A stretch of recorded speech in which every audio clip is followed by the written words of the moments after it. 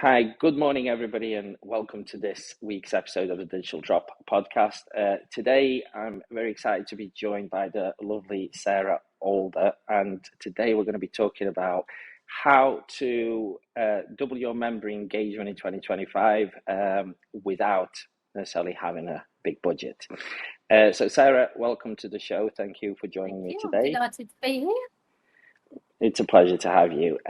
So, Sarah, before we get stuck into our conversation, I think for the benefit of our listeners, could you tell us a little bit about yourself, what it is you do, and how long you've been in the sector? Yeah, sure. So I'm Sarah Alder. I'm a marketing consultant with a quite a strong focus on digital.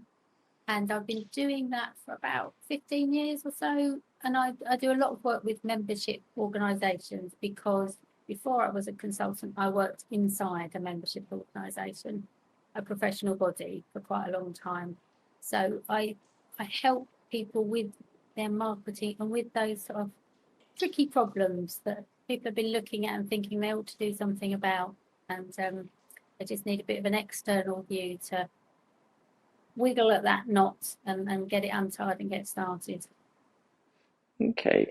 So you've been within an organization, you've seen some of the challenges internally firsthand, and then you realize that this is something you can help other challenges, other organizations with the same challenges. So with regards to the membership organization, what is it that makes the membership sector different to any other sector? Well, they are, of course, special and different, but then every sector I've worked with tells me that they're special and different. But I think what makes them different is probably it's much easier for them to see that they've got a purpose. And particularly now where we've got, a generation of Gen Zs and whatever the one is that comes after Gen Alpha, who want to be involved with organisations that have a purpose. That's a big benefit to membership organisations. And I think they have a tendency to overcomplicate themselves sometimes. Some of them are genuinely quite complex organisations because they've got a regulatory bit and a member services communication bit and maybe an awarding organisation bit, all of which has to be kept separate. But I think really it's that being able to see a purpose to what they do that probably makes them a bit different. Mm-hmm.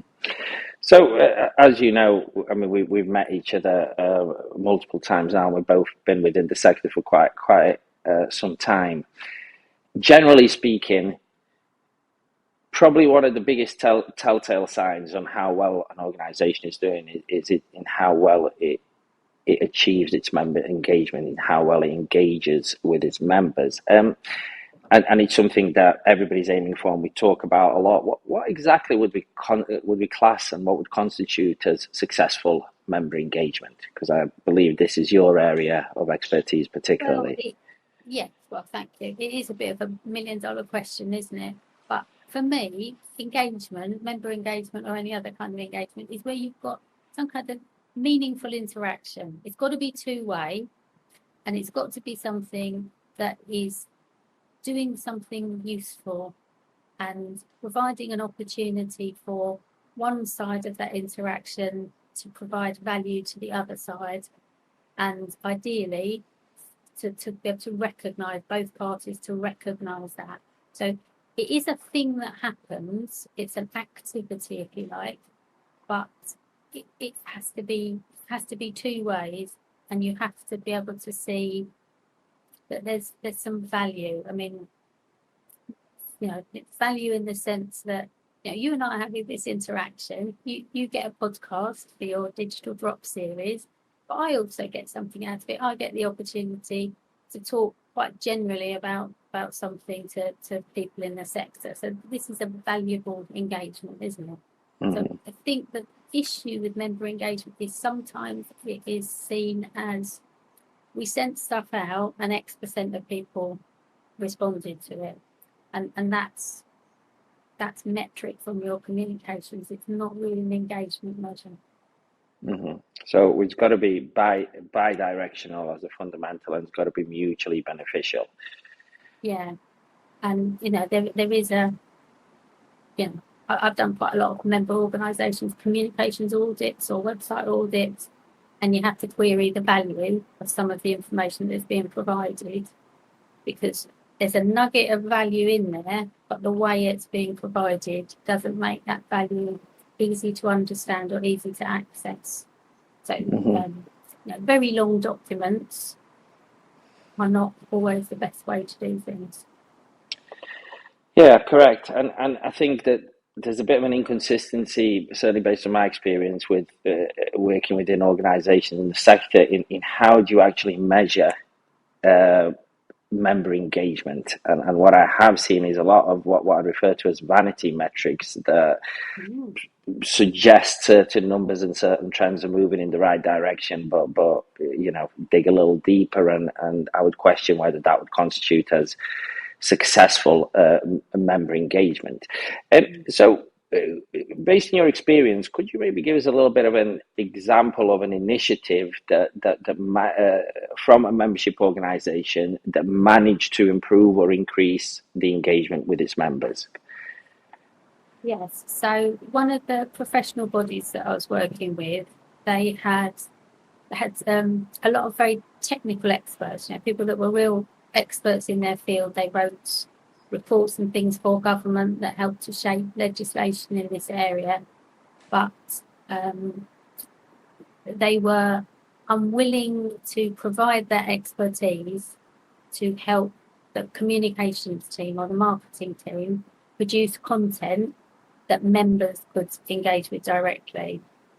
And so there was an initiative done to introduce a new way of producing that sort of content, where there was much more of a discussion. And the thing that tipped it from being an idea from the marketing team into something that the technical team would get involved with as well, was to show the level of engagement with the way content was currently being produced, which was very long press releases or sort of technical guidance notes, which were fantastic. There were everything you needed to know about it, but you did need to read the whole thing to know everything about it. And you also needed to read the whole thing before you understood that actually that wasn't what you wanted.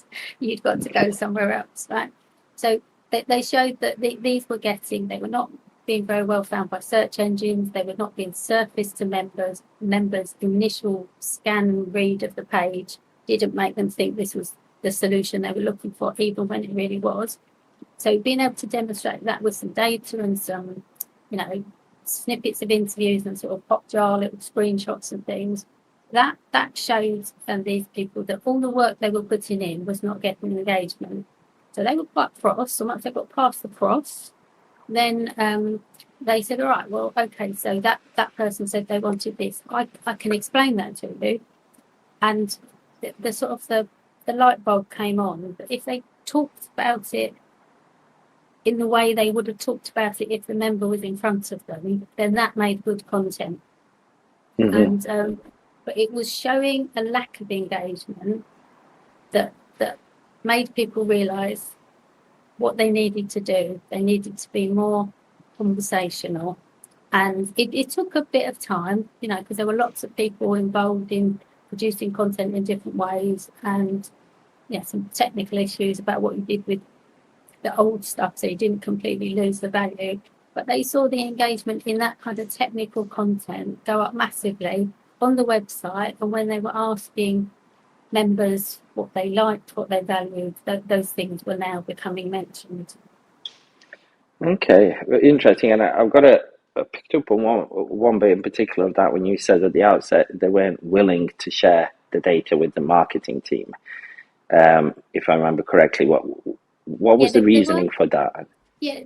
So the technical people weren't willing to share their sort of knowledge in a way that the marketing team could use. So it was a 15-page technical document or nothing. Okay, right? Our way or the highway. Considered the marketing team's job to take that 15-page document, and you can turn it into something else if you want to. But of course, they didn't really know how to, the marketing people, because they didn't understand it. And they also knew if they did write a short version of it, it would have to go back to be checked. It wouldn't be responsible to just put it up there. and then there wasn't really a willingness to check something else. They said, "I'll just give them the thing that we wrote."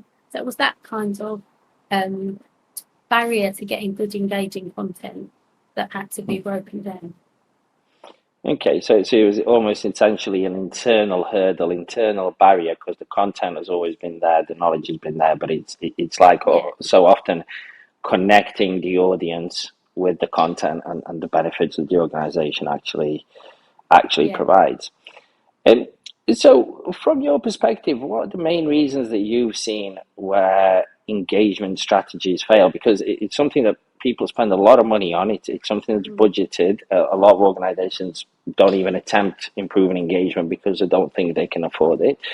And so, from your perspective, what are the main reasons why engagement strategies fail? And then, following on from that, we'll dig a little bit deeper into the planning and budgeting side around it. Okay, so I think the main reason they fail is because organisations are not capturing and holding and using enough information about their members. Mm-hmm. So they're happy to say we've got 50,000 members at this grade and 20,000 at this grade and 30,000 at this grade, and deal with them as the big chunks of members in a grade. Well, that's just for instance, but it's quite typical. But actually, if you want people to engage with you, it is something to do with their relationship with you, which, you know, your grade or your membership category is a signal about what sort of relationship you've got with them. But if people want little bits of content and you only give them big bits, if people want to communicate with you on social media and you're not on social media or not on their preferred social media, that won't work. If they want to do everything on their mobile phone and your content is not optimized for mobile, if they want to be able to save content that they like and your member account feature doesn't allow for that, it's that kind of thing that's not working, because we haven't said to people, how would you like to have this? You might ask people which topics they're interested in, but that's only step one, I think, if you want engagement. You then want to say, which channels do you use? How often do you use them? Do you have some channels you only use for work, some you only use for personal? If do you listen to audio things while you're at the gym? Do you watch YouTube while you're on the train? And so because members don't capture that kind of information, they can't segment by it. So they can't say, actually, we've got 50,000 members that listen to podcasts while they're at the gym, and we haven't got a podcast. Right. So I can say that's an easy thing to solve. It's not necessarily that easy, but it's solvable, isn't it? But you only know that if you keep the information. So I think the main reason why engagement is difficult is because you don't really know these people. Right. Okay. So the more insight, ultimately, the more insight you have about your audience, the better you'll be able to engage with them. Otherwise, you're just left with a generic approach that's kind of targeting everybody. So yeah, you do need the insight knowledge, but to get to that insight, you've got to capture some quite boring data, right? Mm-hmm. So can you get into your CRM a record of which members have interacted with you on LinkedIn? And you can see that you did a bit more on LinkedIn, and that number of members that have got whatever that field is in your CRM, that more people are ticked in that field. Right? So all it tells you is that they interacted with you on LinkedIn. But that is where you can then maybe get some insight. Similarly, the sort of content that's of interest to each member in emails allows you to say, actually, it doesn't matter which member grade they are. I've discovered 200 people that absolutely love the article about such and such. So maybe I could invite them to join an online community that I could set up on that topic, and I could get engagement going. So the insight comes, but there's a nitty-gritty stage before that, which is asking the right questions and recording the answers. Well, yeah, and then there's the small issue of having the technical foundations and infrastructure to actually be able to store that. Because I can honestly say, in 15 years, one of the most common challenges that we still see today is very few organizations have a true 360-degree view of their members in a single place, and a lot of them are still struggling with that, what I'd refer to as technological debt. So much so that I even find it's almost a cultural mindset, but in many organizations, I feel the people I deal with, they've almost given up on the idea of having these insights and having that 360-degree view because of historical limitations in being able to collate that data, the integrity of that data. So in an ideal world, yes, that's great if you're able to log that data, if you've done the right scenario, but far too often we find ourselves in a situation where there's already a large member base, the organization's a mature organization, somebody's coming into an imperfect technical foundation with distributed data sets. So I completely understand what you're saying and the value of it and the initiative, and I'm sure a lot of our audience will, but there's a lot of people operating in an environment where the ability to do that is beyond their role, and what they can do within that organization. Yeah, So what do you do in I that understand that, situation? and I have to say I've never found an organisation that thinks they've got the perfect technological setup. There's always Yeah. something else they want, but so I think in that situation, I would say two things. Firstly, I would say tell somebody up above you that this is an issue, because if you don't give them these real examples of what can't be done, nobody's ever going to make a business case to make it better. Okay, do that, but then that's just kind of a little bit of letting off steam or corporate responsibility. But if you are at the level where what you're really involved with is emails or LinkedIn, say, then you can still apply that approach of how much do I know and what can I do with what I've learned to improve engagement on that channel or through those emails. So you've got data. If you're sending your email out through any kind of email service provider, you've got all the data you need to look at it.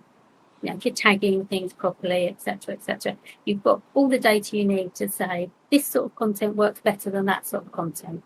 So what am I going to do with that insight? Seems a bit obvious. You might do more of the one that works, or you might try the one that works on a group of people that don't seem to like anything, right? And that's two ways you could use that insight. On social media, you can start tracking, because most social media posts, they've got what we call the golden hour. Within 30 to 60 minutes of when you post it is when you are most likely to get attention. So you've got to find your own golden hour. So you can get that data about LinkedIn or TikTok or whatever it is you're using, and do a little bit of optimization. And I think this is a thing where member bodies are sometimes not very helpful to themselves, because they've got these people that are really good at social media or email, and they've got really good ideas about how to improve things. But between this week's email and looking at the data and putting together next week's email and sending it out, they want to make changes.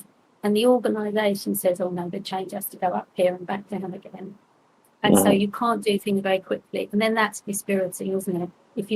If you've got ideas and you can't act on them, then it doesn't encourage you to have more ideas next time. So I think you can take that. This is my level of engagement. So your basic engagement rate is the number of people that saw something, combined with the number of people that did something with that. So if we're talking about email, they opened it, and then I think you'd hope for a click-through rate. So you can look at that as your engagement rate and say, okay, now it's here, and I want it to be there, and I can't get there in 1 week, but maybe I could get there in 6 months. Okay. Fascinating. I mean, what I'm hearing ultimately here, it's about that. It's about personalizing the member's experience, predominantly talking around the channels and ways of communication that they are comfortable with. But to what extent would you say that personalization of the content itself and matching that with the personas of certain members drives engagement? I think it does make a difference because people have preferences, right? Some people like to listen, some people like to read, some people don't like to read things that are very long, but they still prefer text-based information. Some people want lots of data. Now, it's difficult to understand for an individual what kind of person they are, but you can present the content in your email in a way that will help you understand whether most of the people that receive that email like detailed things, or they just like a little intro with a link to the website, and then 50% go to the website and 50% don't. And that's probably about right, isn't it? You've got that. Okay.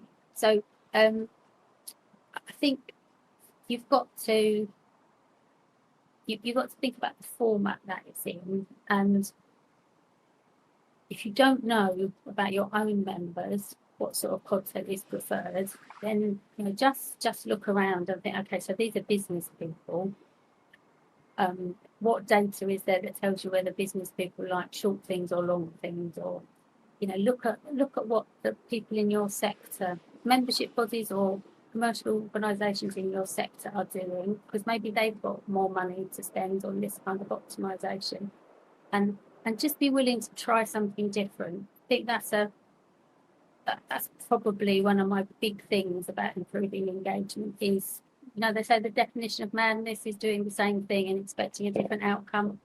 Well, that definitely applies to engagement. If you want better engagement and you're not getting very good engagement with email and LinkedIn, then maybe you either need to completely overhaul your emails, or you need to bring in another channel and see if you can get better engagement through a different channel.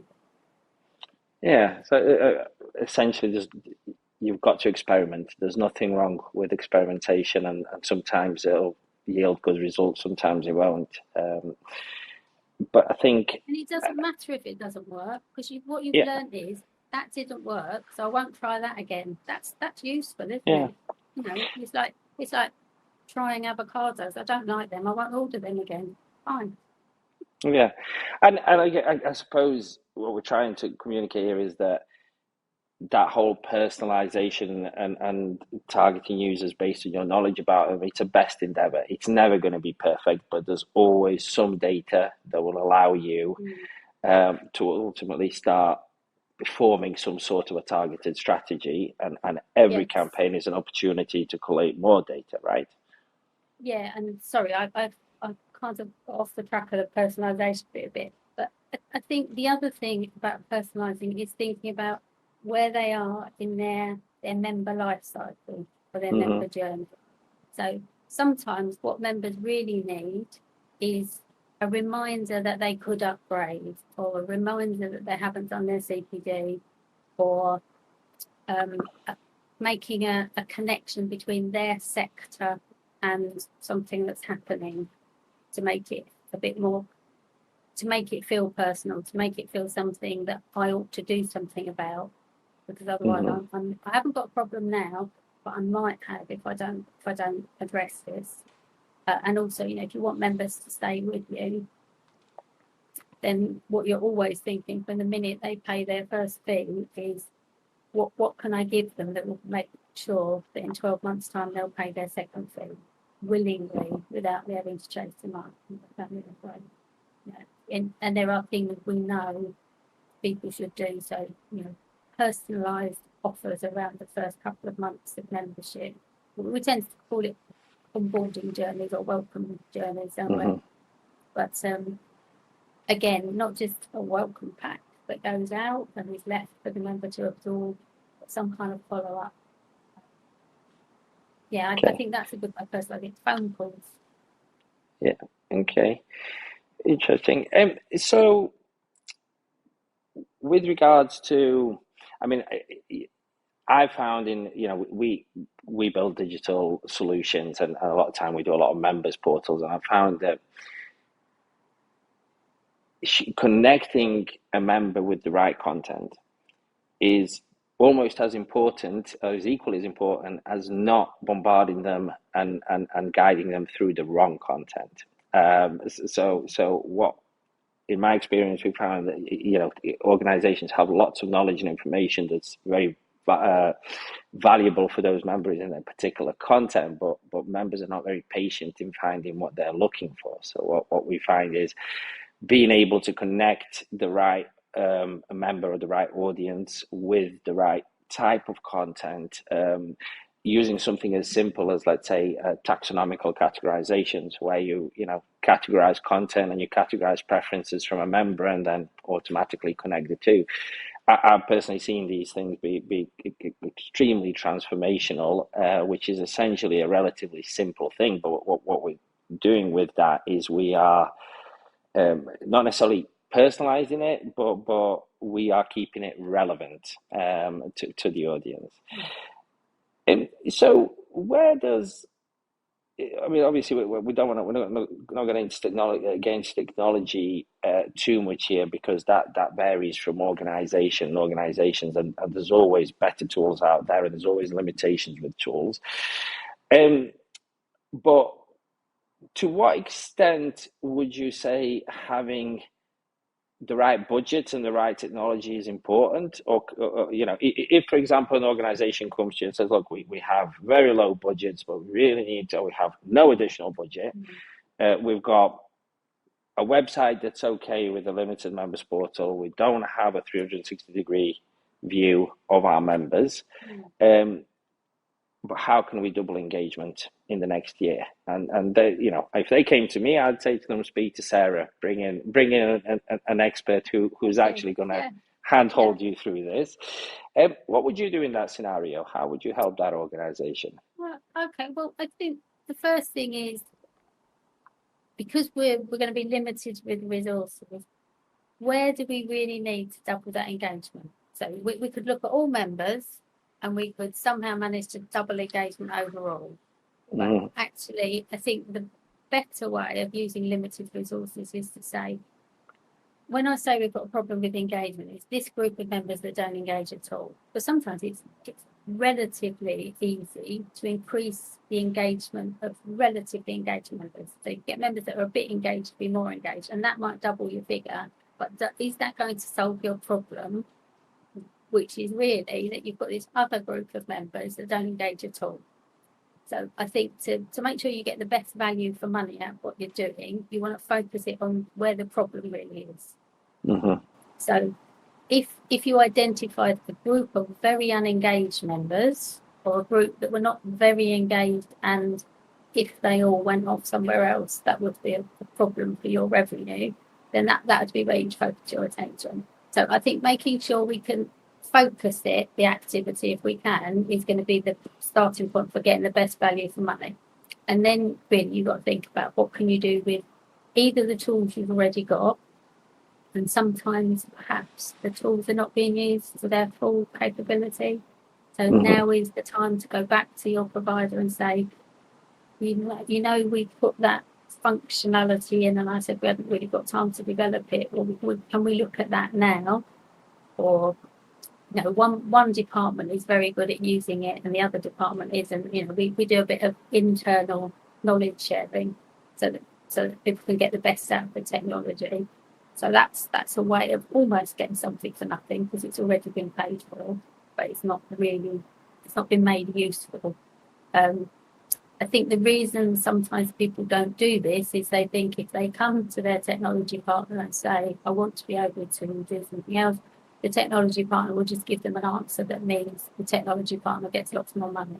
Now, I don't think that is true. I don't think it's true generally, but I know it's not true in the membership sector, because technology companies that work in the membership sector know that the way to have a profitable relationship is not to have a get in, get out type of relationship. With membership bodies don't work like that. So I think people are kidding themselves when they think they won't get help or they won't get advice. I mean, technology people can't say something is free when it isn't. They can sometimes show another way of doing it, or they can, help to get this done. So I think think about who you really need to target. Check that you're making the most of the tools you've got. And the other thing that happens sometimes is there was one person who knew how to use CRM, the email tool, Canva really well, and they've left. And the Hmm. team has allowed those skills to disappear. So maybe those skills need to be brought up. Um, so those are all sort of putting you in a good position to do things. And then I think you just have to put a bit of time into it and say, right, okay, I can't pay for this to be done, and I don't have a clever tool that does social media monitoring for me. So I'm going to spend 20 minutes a day looking around the social media platforms we're on, see what's happening with our competitors, see what sort of response we're getting, and that's what I've got. That's what I can afford to do. So you can sort Hmm. of compensate for not having all the tools you might like to have. There's also there's organisations like MemberWise, like Charity Digital, where they have communities and things where you can ask other people if there are Hmm. cheap, low cost, free tools that they've used. So again, saying out loud, I don't know how to do this, but that would help. But then I think social media, if you've got person time to put into it, you can do quite well with that.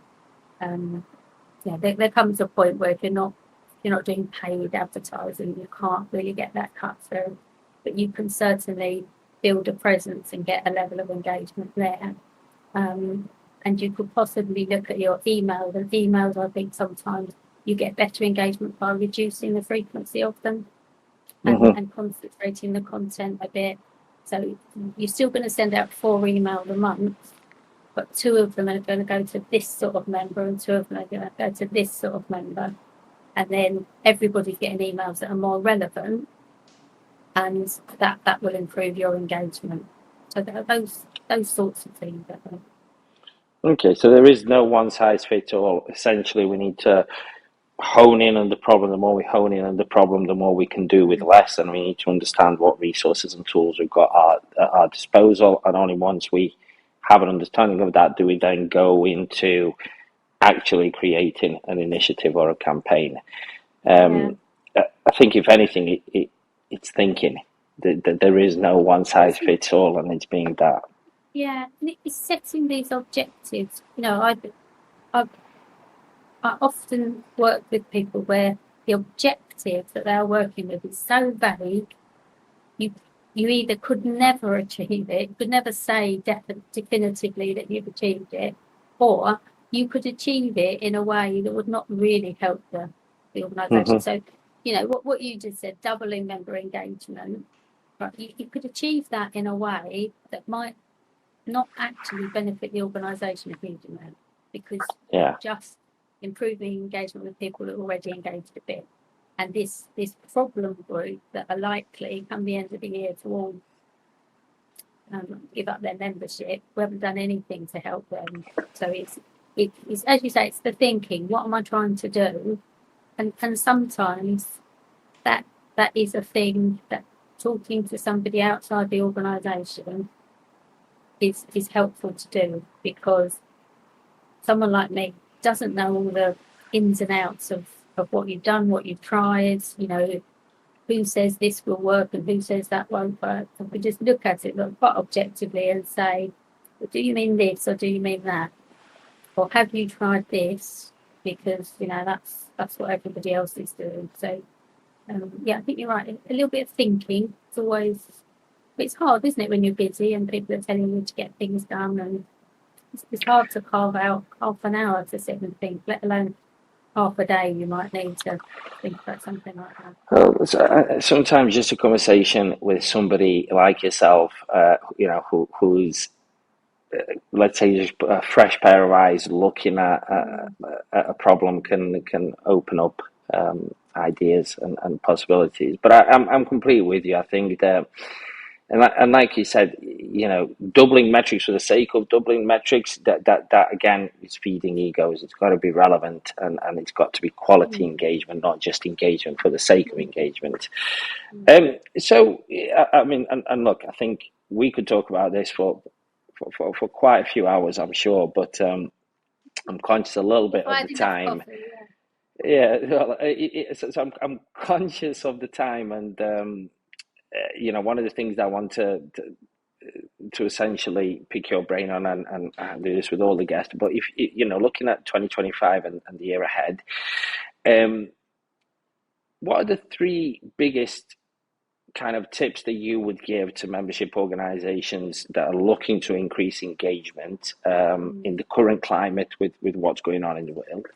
What are your three top tips that you would give to Right, so other membership colleagues? I don't consider myself much of a sort of a soothsayer or a forward-looking person, but I think it's just what all the tools we use are developing so quickly, and new tools are coming out, and I think you've really got to put a bit of time into thinking about what's available to help you do something. I mean, obviously artificial intelligence makes a big difference to this, not just as a thing in itself, ChatGPT or Copilot, but the way artificial intelligence has been built into the sort of tools we use.